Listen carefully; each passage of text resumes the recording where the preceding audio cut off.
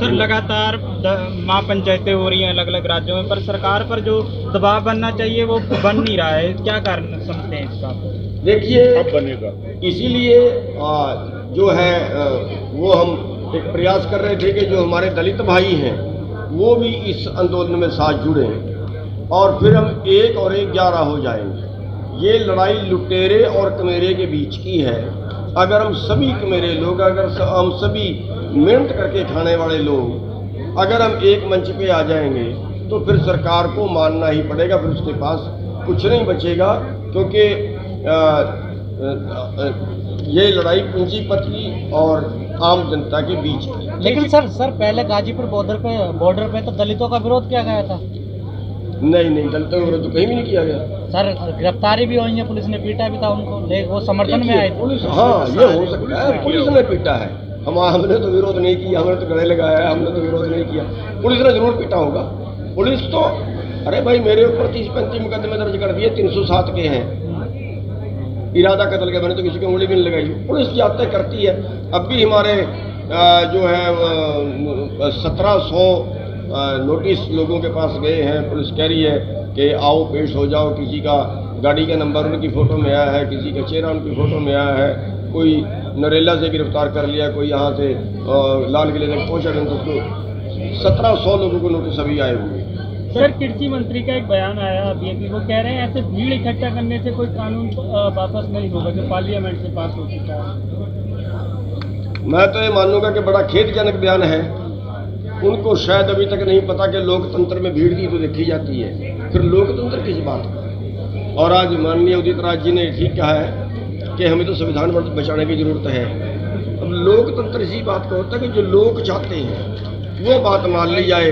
और हमारे मंत्री जी पद पे बैठे हुए अगर ये कह रहे हैं कि भीड़ इकट्ठी करने से कानून नहीं बदले जाते, फिर ये तो बिल्कुल संविधान की उल्ट बात है। सर कृषि मंत्री ने कहा है कि कानून वापस लेना अब हमारे हाथ में नहीं, सुप्रीम कोर्ट पर है अब इसका फैसला। तो क्या आपको उम्मीद है कि सरकार वापस ले सकती है इस कानून को? नहीं, सुप्रीम कोर्ट ने वापस लेने पे कब बैन किया?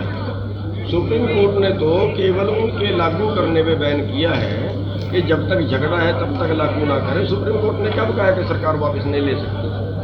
ये तो सरकार का अधिकार होता है। और माननीय जो उदित राज जी है वो मेरे से कई गुना ज़्यादा जानते हैं कानून के बारे में, हमारे साथ में करें। सरकार के साथ बातचीत का सर क्या चल रहा है? कोई प्रस्ताव की वेट कर रहे हैं? कोई डेट मिलने की आप आशा करते हैं सरकार से? नहीं, सरकार एक तरह से साइलेंट हो गई है और शायद बात करने के मूड में नहीं है, लंबी लड़ाई लड़ने के मूड में है। और हम भी लंबी लड़ाई जो है वो हमें लड़नी पड़ी तो हम जरूर लड़ेंगे। और इसीलिए जो पंचायतें बाकी जगह भी कर रहे हैं कि पूरे देश में जागृति आए। और जो हमारे दलित भाई हैं वो भी अब हमारे साथ में आन खड़े हुए हैं। अब हमें कोई ज़्यादा सरकार से घबराने की जरूरत नहीं है। अब लंबी लड़ाई लड़नी पड़ी तो। चढ़ूनी जी, एक सवाल है, सरकार सिर्फ वोट से डरती है, आप लोग बहुत बैकफुट पर खेल रहे हैं, डिफेंसिव खेल रहे हैं। आप लोग सीधा सरकार को क्यों नहीं कहते कि जब आप हमारी बात नहीं मानेंगे तो हम वोट का नुकसान करेंगे? आप लोगों के बयान में, किसान नेताओं के बयान में सरकार के प्रति बहुत सॉफ्ट कॉर्नर है। आप लोग याचना की भूमिका में है। बिल्कुल आपने ठीक सवाल किया।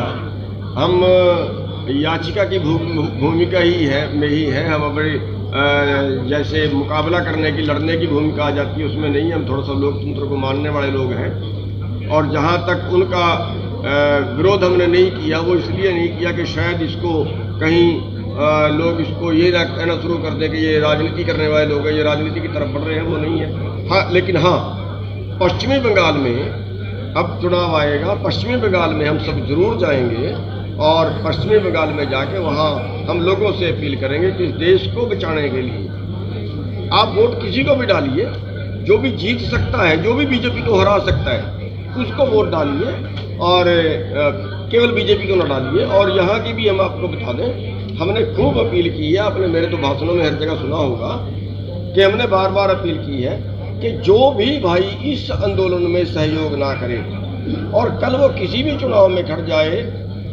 पंचायत मेंबर से लेके एमपी तक के किसी भी चुनाव में खड़ जाए, उसको वोट नहीं करना, बाकी किसी को।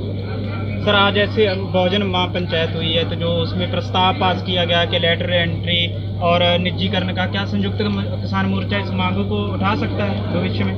देखिए बिल्कुल उठा सकता है, लेकिन ये अभी ये जो है ये दलित पंचायत में पास हुआ है कि संयुक्त किसान मोर्चे में पास नहीं हुआ है। लेकिन जो हमारे दलित भाइयों की मांगें होंगी हम उनके साथ भी कंधे से कंधा मिला के जिस तरीके से आज दलित महापंचायत हुई है, क्या ऐसा प्रस्ताव आप किसी और समाज और इस तरीके से आपको समर्थन दे और उनके मुद्दों के लिए आप लोग समर्थन दें? देखिए ज़्यादा तो जो गिनती है यहाँ दोनों वर्गों की है।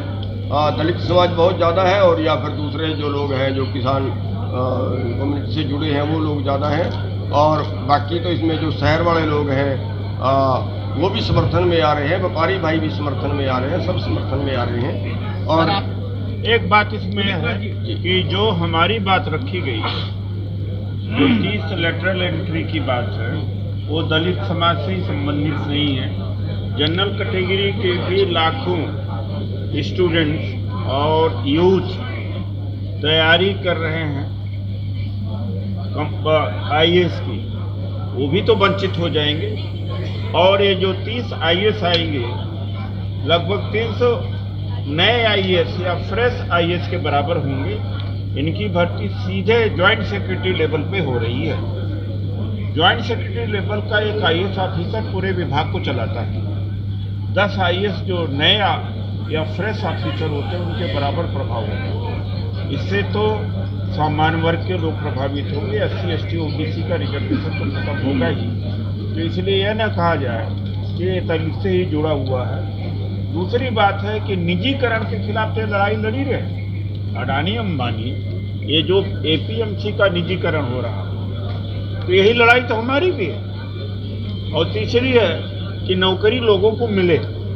जब सारा बिक जाएगा तो नौकरी कौन देगा? कोई भी लाला, कोई भी corporate house artificial intelligence machine के जरिए, रोबोट के जरिए, कंप्यूटर के जरिए उत्पादन करेगा, वो रोजगार तो नहीं देगा। ये सार्वजनिक कंपनियां और सरकारी विभाग ही है, हर वर्ग को देते हैं। तो इनकी जो मांगे वो बिल्कुल हमारी मांगों से मिलती हैं।